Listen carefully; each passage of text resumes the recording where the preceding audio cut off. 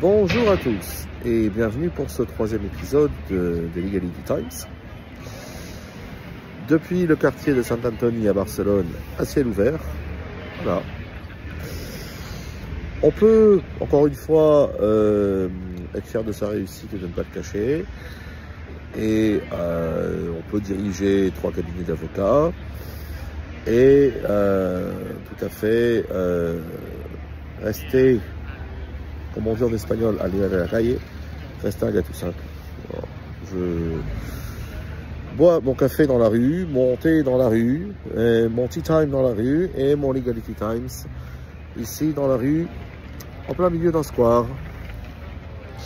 Ce beau printemps barcelonais, encore un peu.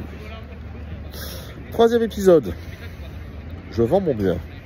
Qu'est-ce que je dois payer, combien et pourquoi?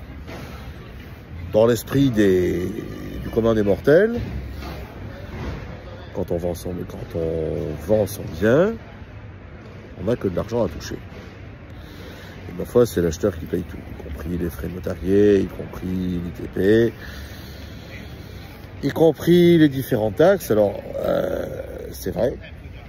Alors, on ne comprend plus. Pourquoi aborder la question de ce qui est dû lorsque l'on vend son bien? Il ne faut en effet pas oublier une chose, vendre, c'est peut-être s'appauvrir, comme le dit le dicton, mais vendre, c'est surtout toucher de l'argent avec une plus-value, c'est-à-dire une différence à bénéfice, à votre bénéfice. Il est effectivement abscon et anormal de vendre à perte. On peut effectivement vendre à perte, mais si on vend à perte, d'abord, là pour le coup, il n'y a pas de crédit d'impôt, et de deux, c'est quelque chose qui est considéré comme pas normal, et surtout, c'est quelque chose qui ne doit se produire à aucun prix, à moins qu'il s'agisse d'une vente forcée par adjudication ou de quelque chose de malheureux. Mais enfin, en général, on ne vend pas à perte. Donc, quand on vend, c'est avec une plus-value. Cette plus-value, c'est un gain, et elle est imposable. Et il est imposable en tant que gain. Le gain est imposable. Alors, combien payer? Combien devoir lorsque l'on génère une plus-value? Encore une fois, tout va dépendre. On avait vu que l'Espagne était beaucoup plus un État fédéral qu'un État unitaire, enfin plus proche de l'État fédéral que de l'État unitaire, et tout va dépendre des communautés autonomes. Déjà, à titre général, l'impôt n'est dû que si un bénéfice a été réalisé. On peut vendre un bien au même prix que l'on a acheté, je pense en particulier la situation des terrains à construire qui n'auraient pas été construits, ou un terrain non constructible qui serait revendu au même prix. Effectivement, là, il n'y a pas de plus-value. La plus-value est due dès lors que on génère un bénéfice. Et ce bénéfice-là est taxé à hauteur d'un pourcentage se situant dans une fourchette entre 19 et 28%. On va dire entre 20 et 30%. Là où il faut faire attention, c'est que si vous vendez votre bien en Espagne, étant français, sans être résident espagnol, et alors là, peu importe le fait que vous soyez résident dans un autre État de l'Union européenne, là encore, ça n'aura qu'un temps jusqu'à ce que la Cour de justice de l'Union européenne, la CJE, tape sur les doigts de l'Espagne, mais vous devez vous soumettre à un régime spécial. Alors, c'est pas un impôt qui est majoré, mais alors la démarche est assez absconce finalement, parce que vous devez, en tant que non-résident, vous devez retenir sur le prix du bien le 3% du prix du bien que vous vendez en tant que provision de fonds, en quelque sorte, sur l'impôt sur la plus-value à régler. C'est-à-dire qu'il y a 3% du prix que vous déduisez du prix de vente. L'acheteur s'acquitte de ces 3% au titre d'impôt, au titre d'avance sur impôt sur la plus-value pour vous. Il remplit un modèle qui s'appelle le modèle 211, modèle en de chance. Il a 30 jours pour le faire et ensuite il vous le remet. Et une fois que le modèle vous a été remis, c'est à vous de régler selon le barème votre impôt sur la plus-value. Si l'impôt sur la plus-value dépasse les 3% retenus, ce qui est le cas dans l'immense majorité des opérations, eh bien, vous complétez ce montant. Et si jamais, par la grâce de Dieu, il est inférieur, eh bien, on vous le restitue. Et vous remplissez, là, vous avez 4 mois à compter de l'opération d'achat pour remplir ce qu'on appelle le modèle 210. Et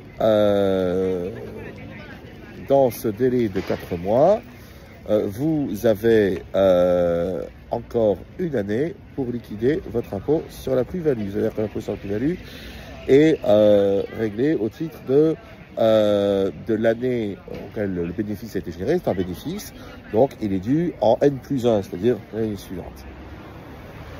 On a vu la dernière fois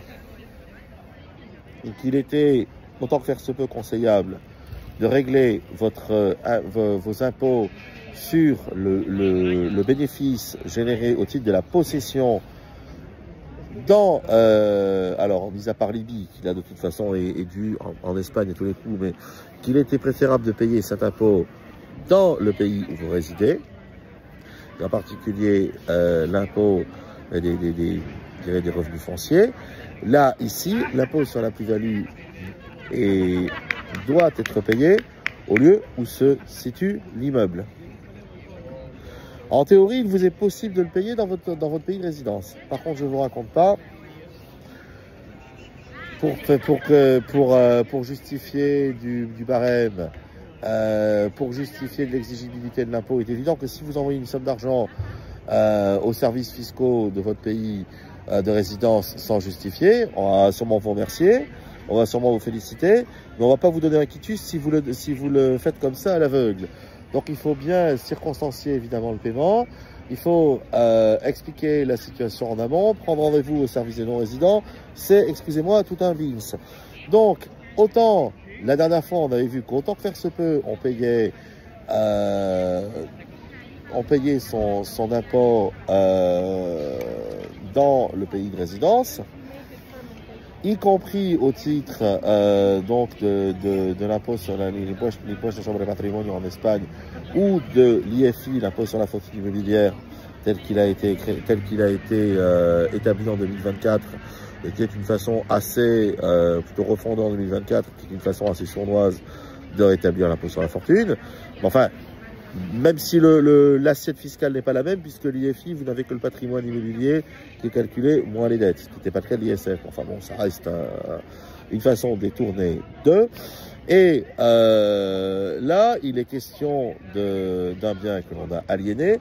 Dans la plupart des cas, quand vous vendez votre bien en Espagne, dans la plupart des cas, s'il s'agit de votre seul et unique bien en Espagne, vous perdez ensuite pied, vous perdez contact avec les services, avec l'Espagne, avec les services fiscaux espagnols. Donc, il est nettement préférable de régler cet impôt via la fameuse figure qui est la gestoria que nous avons ici en interne chez Trebuchet Lawyers et qui vous remplira, donc s'occupera de la rétention du modèle 211 et du modèle 210. Voilà, et c'est bien préférable de le faire ainsi. J'en termine en précisant un point. Lorsque vous avez vendu votre bien en Espagne, et si vous êtes résident espagnol, il est possible de défalquer une partie de l'impôt sur la plus-value que vous avez réglé de l'ensemble de votre impôt sur le revenu. Alors, il y a des conditions globales de revenus. Il y a aussi des conditions donc quant à la somme que vous défalquez et le titre, le concept en vertu duquel vous le défalquez. Il est évident que quand vous faites des travaux, quand vous faites des travaux d'embellissement, quand vous commandez des études d'architecte, quand vous entreprenez toutes sortes de services matériels ou non qui contribuent à la mise en valeur de votre bien ou qui tout simplement sont dus dans le cadre de la détention de votre bien. Les frais notariés, par exemple, occasionnés lorsque vous achetez votre bien, sont en partie défalcables de l'impôt sur la plus-value lorsque vous la générez. Donc tout ça, c'est-à-dire souvent des années plus tard, donc tout ça doit être précieusement gardé à chaque fois, notamment lorsqu'il s'agit de travaux visant à mettre en valeur des énergies renouvelables, lorsqu'il s'agit de travaux visant à améliorer le diagnostic performance énergétique, le certificat d'efficience énergétique, lorsqu'il s'agit de renouveler le fameux certificat d'habitabilité, la cédula de habitabilidad, lorsqu'il s'agit de donner de la valeur, de mettre en valeur, d'entretenir votre bien, eh bien tout cela est défalcable de la plus-value. C'est du cas par cas, pour ainsi dire, donc il faut être bien conseillé et il faut bien sûr être conseillé en amont et nous sommes là pour ça. Voilà, je vous souhaite à tous un excellent dimanche et à bientôt pour un 4e épisode.